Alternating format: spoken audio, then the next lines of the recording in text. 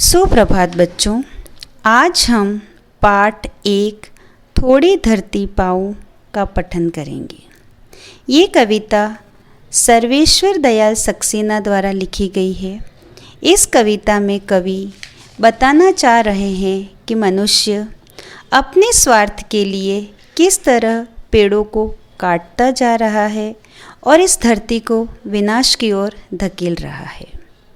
बच्चों, कवि को तुमसे बहुत आशाएं हैं और सभी को हैं कि तुम इस हरी भरी दुनिया को महकाए रखो और इस हरी भरी दुनिया को आबाद रखो। आइए इस कविता का हम पठन करते हैं।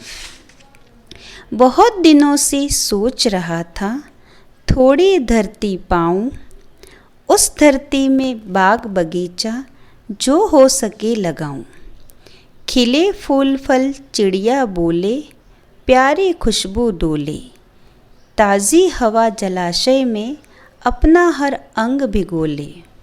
लेकिन 1 इंच धरती भी कहीं नहीं मिल पाई, एक पेड़ भी नहीं कहे जो मुझको अपना पाई। कवि इसके माध्यम से बताना चाह रहे हैं और यह सोच रहे हैं कि अगर थोड़ी सी ज़मीन मिल जाए तो उनमें मैं बाग बगीचे लगाऊं और उस धरती पर हरियाली करूं, जिनमें फल फूल खिलें और पक्षियों की चहचहाट बनी रहे, जलाशय की ठंडी हवा मिले। लेकिन 1 इंच भी धरती मुझे नहीं मिल पाई और कोई ऐसा पेड़ नहीं है जो मुझे कहे अपना भाई, यानी मैं किसी भी पेड़ को नहीं लगा पाया।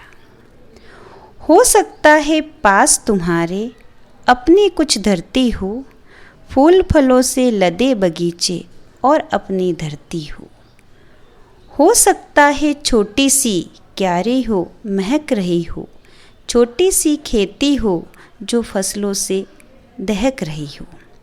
कवि कह रहा है कि हो सकता है तुम्हारे पास थोड़ी सी धरती हो, उस धरती पर फल फूल हो, पेड़ पौधे हों और वह महक रही उसे तुम आबाद रखो, उसको तुम बनाए रखो। हो सकता है कहीं शांत चौपाए घूम रहे हों, हो सकता है कहीं सहन में पक्षी झूम रहे हों। तो विनती यही, कभी मत उस दुनिया को खोना, पेड़ों को मत कटने देना, न चिड़ियों को रोना।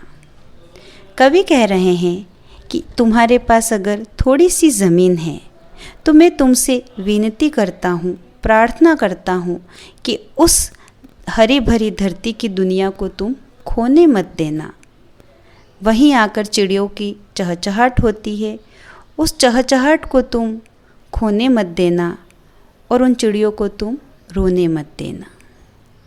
अब कवि कह रहे हैं, एक एक पत्ती पर हम सबके सपने सोते हैं, शाखें कटने पर वे भोले शिशुओं सा रोते हैं। पेड़ों के संग बढ़ना सीखो, पेड़ों के संग खिलना, पेड़ों के संग संग इतराना, पेड़ों के संग हिलना। अर्थात जब हम एक छोटा सा पौधा लगाते हैं, वह बड़ा होता है, उसकी शाखाएं निकलती हैं और उन शाखाओं को हम बच्चों की तरफ पालते हैं। लेकिन जैसे ही उन शाखाओं को हम काट देते हैं तो वह छोटे बच्चों जैसे रोते हैं। अर्थात जिस प्रकार घर में बच्चों की वजह से जो खुशनुमा माहौल होता है, अगर बच्चों को कोई तकलीफ़ हो जाए तो वो माहौल उदासी में बदल जाता है।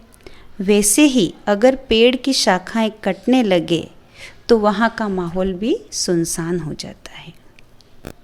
इसीलिए पेड़ों के साथ साथ तुम बढ़ना सीखो, पेड़ों के संग संग तुम खेलो और पेड़ों के संग संग तुम बड़े हो। बच्चे और पेड़ दुनिया को हरा भरा रखते हैं, नहीं समझते जो दुष्कर्मों का वे फल चखते हैं। आज सभ्यता वहशी बन पेड़ों को काट रही है, जहर फेफड़ों में भरकर हम सबको बांट रही है। बच्चों, इस पैरा को पढ़ने से पहले हम समझ सकते हैं कि आज वर्तमान जो परिस्थितियाँ हमारे सामने हैं, वास्तव में हमको कहीं ना कहीं ऑक्सीजन की कमी हो रही है। कारण यही है कि हमने पेड़ों की अंधाधुंध कटाई की है और हमसे ये गलत कार्य हुआ है और उसी का फल हम भुगत रहे हैं। तो अब भी हम अगर संभल जाएं तो शायद आने वाली पीढ़ियों को ताज़ी हवा मिले और वह इस हरियाली दुनिया में अपना जीवन यापन कर सके। धन्यवाद बच्चों।